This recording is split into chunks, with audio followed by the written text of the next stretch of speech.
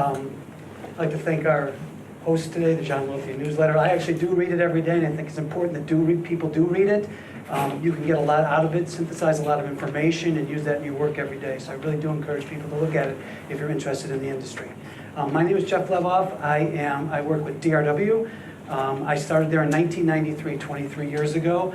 I have a law degree, and I was practicing law, and I didn't care for it very much. I was actually I'm from Chicago. I was working in New York City at the time, and by chance I met a gentleman by the name of Don Wilson, who had started a trading firm. I started there. There was about 11 people. We're up to about 720 people now. We are, in the classic sense of the word, what people used to call a proprietary trading group or a principal trading firm. That is, we trade the capital of our firm in the financial markets. We don't have any customers, we don't have any clients, we don't have anyone else's money, we don't provide anybody with advice, we don't execute trades for anyone. Everything we do is for our own account and risk. And DRW, as was mentioned before, has become a lot more than that. We have seeded companies, we have made investments in company, one of which I'll talk about in a second since it was brought up before, digital asset holding. But and what DRW really is, in a higher sense of the word, not higher in terms of better, but in a broader sense, is we like solving difficult problems and we like finding opportunities. Drew gave an excellent speech before about the status quo, about challenging, about thinking of new things, and that's really what we're about. Okay? We do it in the context of this industry. So we were one of the first people to go out and decide that we wanted to trade in Bitcoins themselves as an asset. And we did that. And we learned a lot from that. And Don Wilson, our founder, recently spoke with John Lothian newsletter in their new Market Wizards things that I think you can read about, and he talks about it, that interestingly enough, what we were finding difficult was actually settling the Bitcoin trades, since they don't go through a central clearinghouse like all the trades in the futures markets. And we started learning about the blockchain behind it. This all came out of our trading. And before I knew it, we had a company. We had talked with another gentleman, seeded a company together.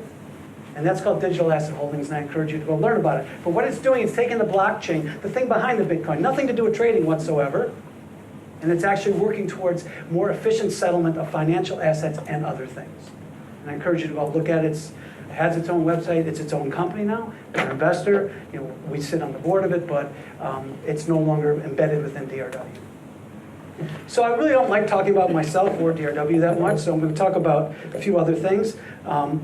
As a background, I did trade in the Eurodollar option pit for many years, going back to when I stopped practicing law, and then with Don Wilson and a couple other people. We were a very small company. We started there, I think there was 11 people.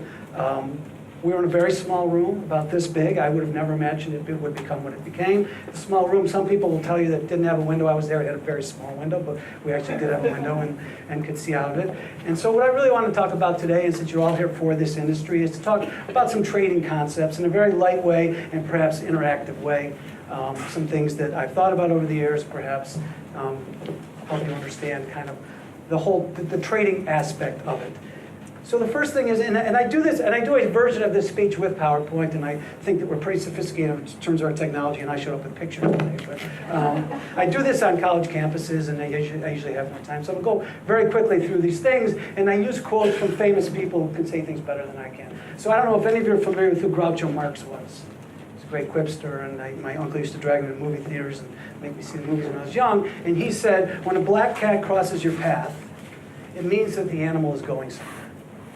And that's it. And if you want to take a stab how I would relate that to the trading industry. Anybody? Yeah, go ahead. Don't let bad luck. There's no such thing as luck. Okay? This is an industry, people think, someone got lucky in a trade or doing this. No. We've been working so hard at this, me for 23 years, our company for 25 years, to understand every aspect of what we trade. Down to the greatest detail. There's no such thing as luck, good or bad. Now, maybe in one trade something happens where you weren't expecting and you get lucky, but over the course of a career, and that's what this is. This is not a get-rich-quick scheme or something like that.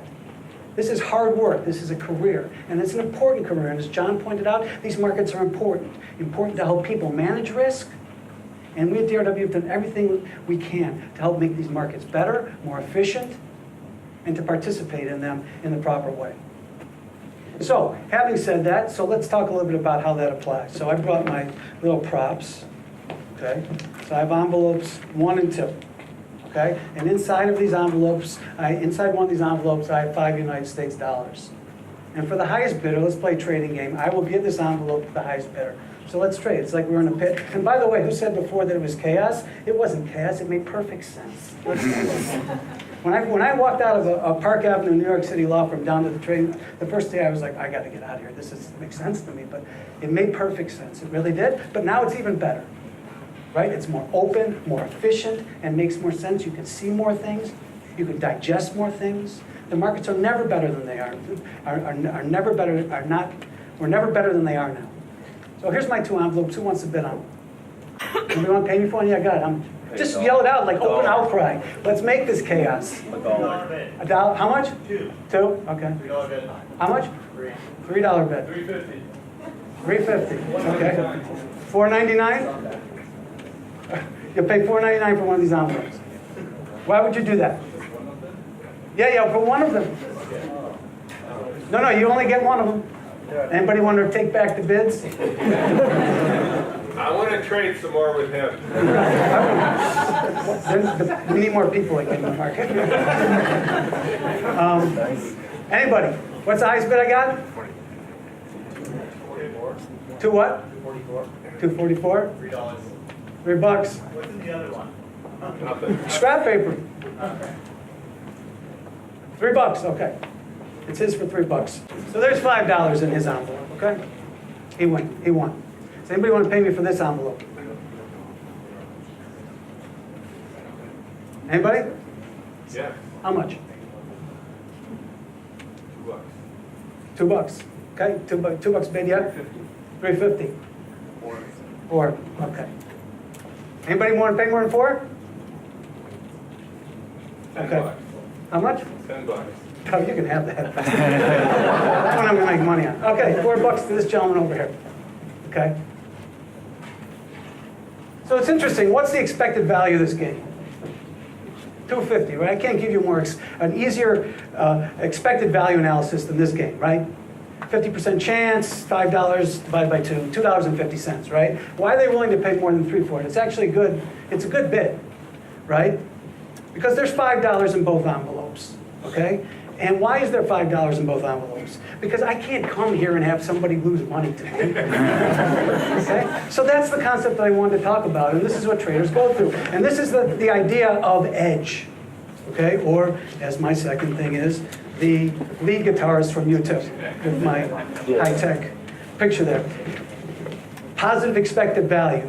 Okay, so to pay like $2.40 for that, there's positive expected value of a dime. To pay more than $2.50 is actually negative expected value, except if you think that I don't want anyone here to lose any money. In which case, it's positive expected value, and those are the kind of things that traders go through. It's to think of all scenarios. And actually, $3 is if I really just had $5 in one of the envelopes, or $4 are terrible bids, right? Because that is the difference, and we hear so much in this industry, and just the other day on CNN about gambling and trading. This is not gambling, okay? If you pay more than what you think something is worth, okay, that's gambling, because you may win. You can pay $3 for the envelope and hit the right one, but over the long haul, you're not going to. And again, this is not a get-rich-quick scheme. This is hard work to try to find positive expected value. That's what we do all the time. Okay? And if you go ahead and you pay $3 or $4 for that thing, you're not going to be in this industry very long. The notion of finding something, though, and paying something for less than it's worth, for you discerning that it's worth more than you are going to pay for it, it's a very difficult and complicated process. These products are very, very complex. And with them carries a lot of risk. So not only do you have to look at the positive expected value, but you have to look at it as it relates to the risk as well. Which is the other thing that I want to talk about. The other thing we've worked extremely hard at, and that is risk management and understanding the products that we trade in tremendous detail and what they're worth. Now, if you're valuing a very complex instrument and you think it's worth 3, and you're willing to pay, and you can pay 2 ticks for it, you pay that, right? You may be wrong, okay? But if you're good at doing it, you'll be right more often than not, and you'll pay 2 for something that's worth 3.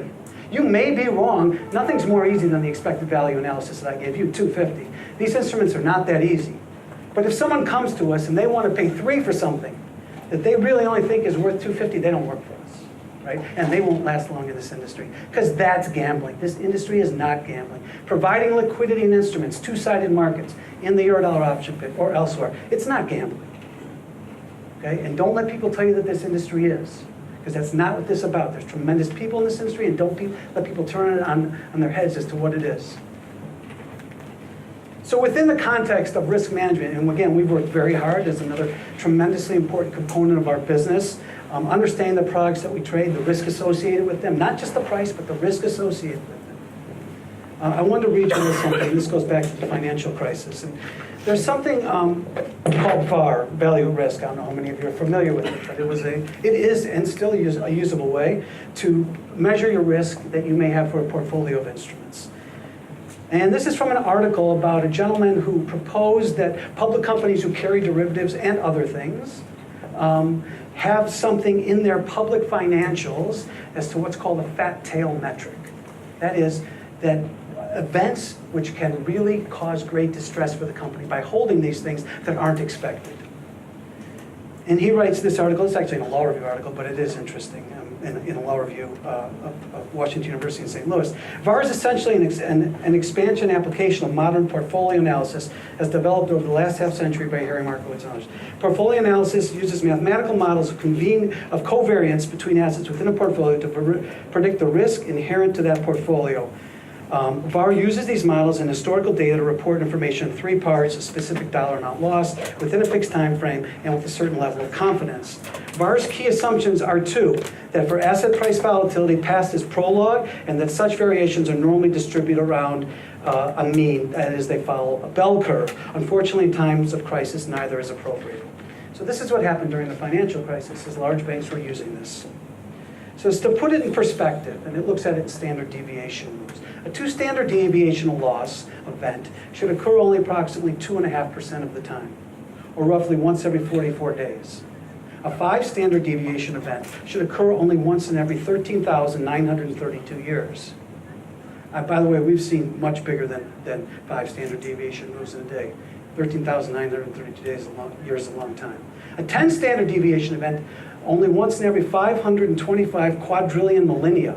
The universe, incidentally, is estimated only between 12 and 14 billion years old. And a 25 standard deviation event should occur only once in every 1.309 times 10 to the 136th years. Thus, the expected time between two 25 standard deviation events has more millennia than the universe has number of particles. And yet, according to a gentleman at Goldman Sachs, who was involved in it was senior management at Goldman Sachs, it occurred day after day in August of 2007 when things started collapsing and things started going bad. Lehman didn't go bankrupt until 2008. Well before the fire sale of Bear Stearns and Lehman Brothers and so on. Thus, the VAR models that he used to explain the 25 standard deviations were not only wrong, they were catastrophically wrong. Now, at DRW, we use VAR. We use it as a data point only.